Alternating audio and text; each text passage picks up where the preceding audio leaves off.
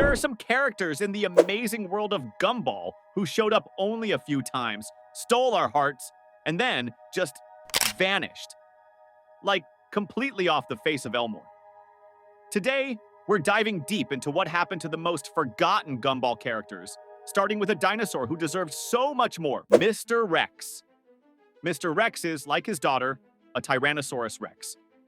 However, while Tina is shown to be taller than almost all students at Elmore Junior High, Mr. Rex is shown to be taller than most people in the city of Elmore.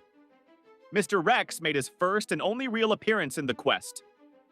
We first see him when Gumball needs to get Anais' beloved toy Daisy back from Tina Rex.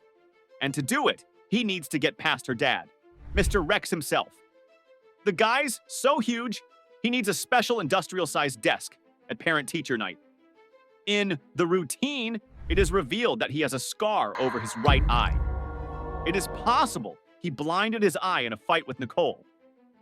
But after the episode The Fury, where he had only a minor role, Mr. Rex basically disappears. All right, buckle up because now it's time for one of the saddest disappearances in Gumball history, Molly Collins. Oh, Molly. The thing about Molly is she spent most of her character life literally trapped inside a void. Like, I'm not joking. In the episode The Void, Gumball and Darwin discover there's a dimension where all the mistakes, inconsistencies, and retcons of Elmore are thrown away. And that's where they find Molly. She was literally erased from existence because, according to the writers, she was too boring. That's savage.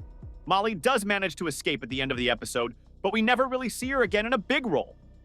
Guess old habits die hard.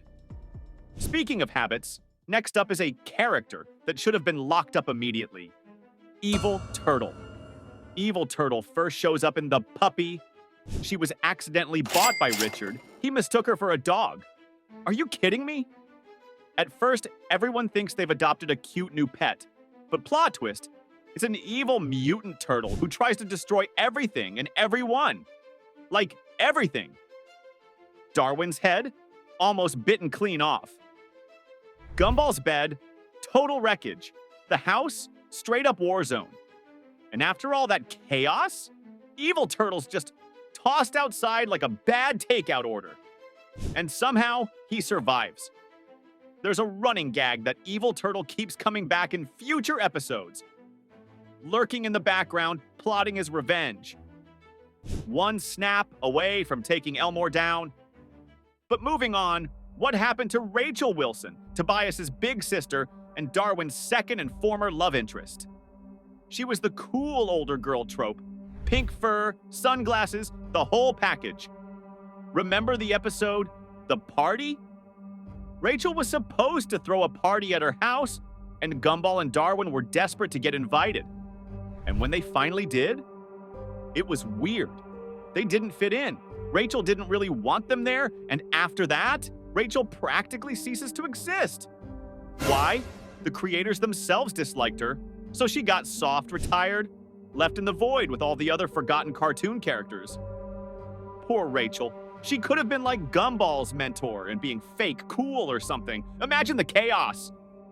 But what about Gargaroth, the unholy beast of nightmares? Gargaroth, Lord of Evil, yes, that's his real title, appears in The Scam. So in The Scam, Gumball and Darwin decide it's Halloween and they're gonna get rich in candy. But being the geniuses they are, they don't just trick or treat like normal kids. Nah, they straight up scam the entire school.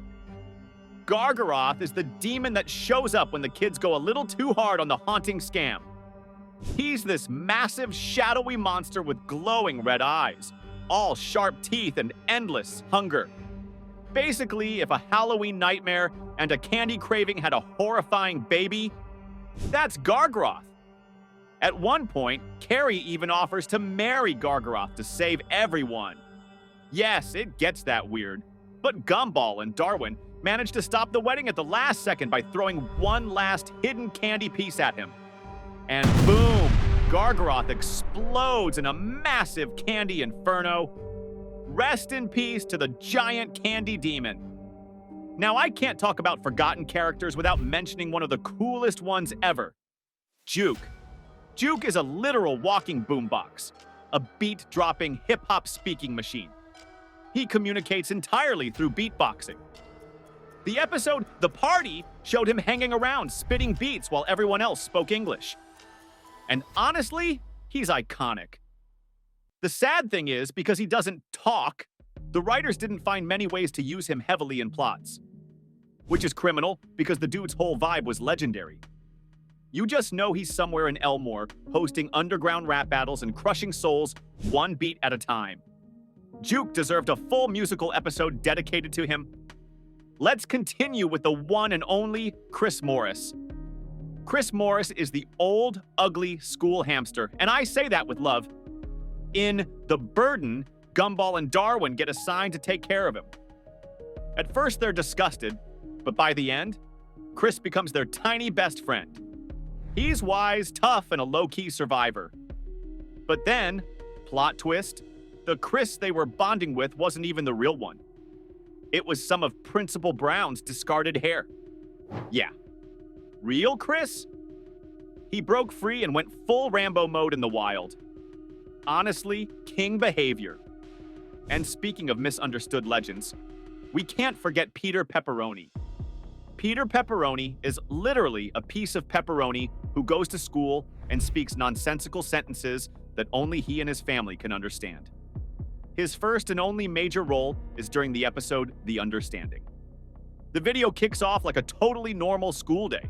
Gumball and Darwin are chilling until Peter Pepperoni shows up. Now, Peter isn't just any new kid. He's a literal talking pizza slice with a thick, borderline incomprehensible accent because he's been homeschooled his whole life. And bro, Gumball and Darwin cannot understand him. Of course, instead of just asking for clarification like rational beings, Gumball and Darwin go full-on Mission Impossible mode, trying to avoid Peter all day. Peter, being the sweet, oblivious pizza slice that he is, keeps following them around trying to explain himself. But in the second half of the episode, things get insane. Peter Pepperoni isn't just hard to understand. His whole family is actually hardcore criminals. Yeah, actual radical criminals. Peter and his parents straight up break into Elmore's City Hall, start stealing and destroying government documents, and cause total chaos. Next up, Kenneth, the walking Frankenstein horror show. Kenneth appears in The Microwave. He's literally a pile of disgusting things fused together into a sentient being.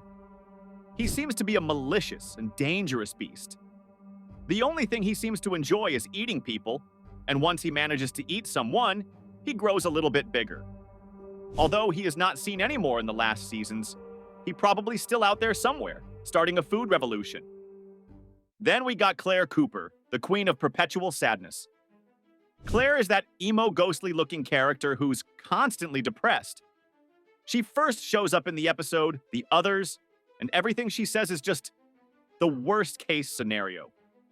This is mainly due to her family's financial problems.